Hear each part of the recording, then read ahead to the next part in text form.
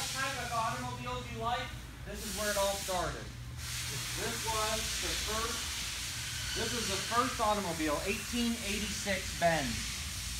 So Mercedes hadn't even been born yet. The Benz patent wagon. This was completely and totally designed from scratch to be a self-propelled vehicle. It was not a wagon that somebody stuck an engine under. It was designed from scratch to be an automobile. Carl Benz was in the agricultural engine business, so he designed and built, manufactured